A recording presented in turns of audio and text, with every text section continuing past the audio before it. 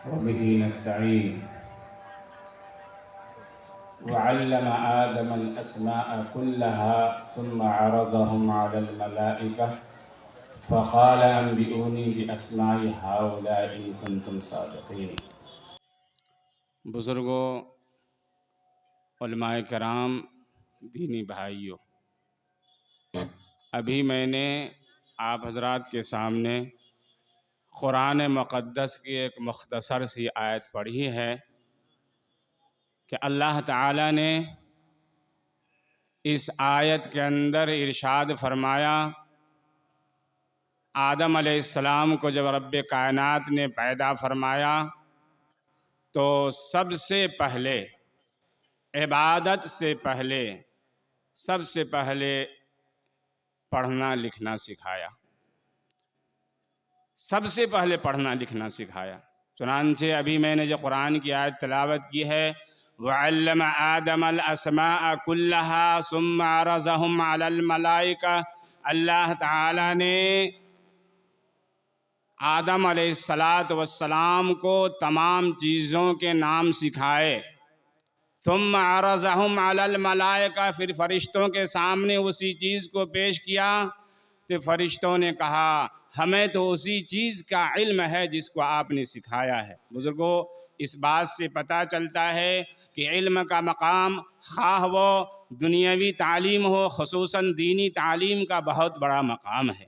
نبی آخر الزماں احمد مجتبیٰ محمد مصطفیٰ صلی اللہ علیہ وسلم کو نبوت سے پہلے آپ نے کبھی سنا کہ آپ نے لوگوں کو کلمہ طیبہ لا الہ الا اللہ محمد رسول اللہ کی طرف بلایا؟ آپ صلی اللہ علیہ وسلم کے اوپر سب سے پہلی آیت نازل ہوتی ہے، اقرأ بسم ربک الذی خلق، خلق الانسان من علق۔ نبی آخر الزماں احمد مجتبیٰ محمد مصطفیٰ صلی اللہ علیہ وسلم کو اللہ تعالیٰ نے فرمایا کہ پڑھیے پڑھیے پڑھیے۔ یہ ایک مرتبہ نہیں، حضرت جبرائیل علیہ السلام نے 3 مرتبہ حضور کو پکڑ کے بھیجا اور فرمایا اقرا اقرا اقرا۔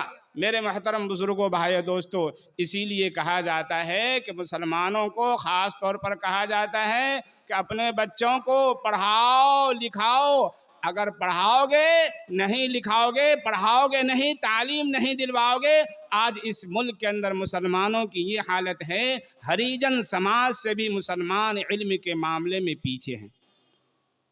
اور یہی نہیں میرے محترم بزرگوں، بھائی دوستو، آپ کو معلوم ہے، آپ کو پتہ ہے کہ اس وقت دنیا کے حالات کیا ہو رہے ہیں؟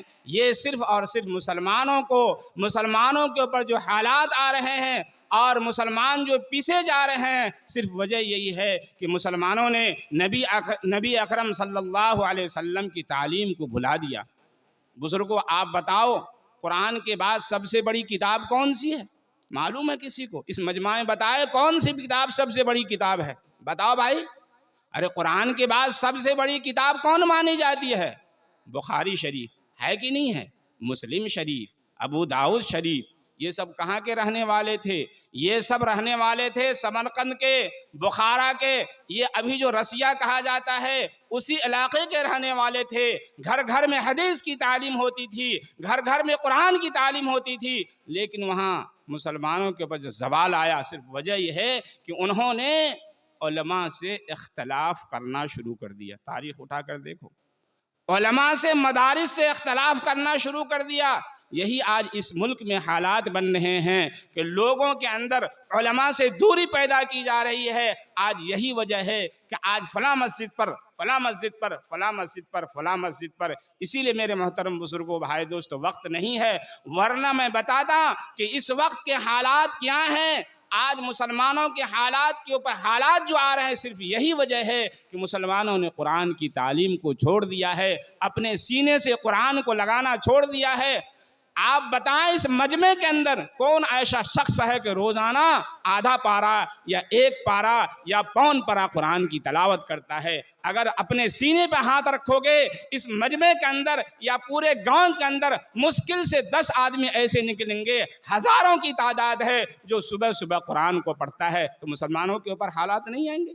ہمارے اوپر حالات نہیں آئیں گے تو کیا آئیں گے؟ علماء کہتے کہتے تھک چکے ہیں لیکن ہمارے اوپر پسینہ نہیں آتا ہے۔ اسی لیے آپ سے درخواست ہے کہ علماء کی قدر کرو، اپنے بچے کو قرآن پڑھاؤ، اپنے بچے کو دین کی تعلیم دلواؤ۔ اللہ تعالی ہم سب کو عمل کی توفیق عطا فرمائیں۔ وآخر دعوانا الحمدللہ رب العالمین۔ آمین ثم آمین۔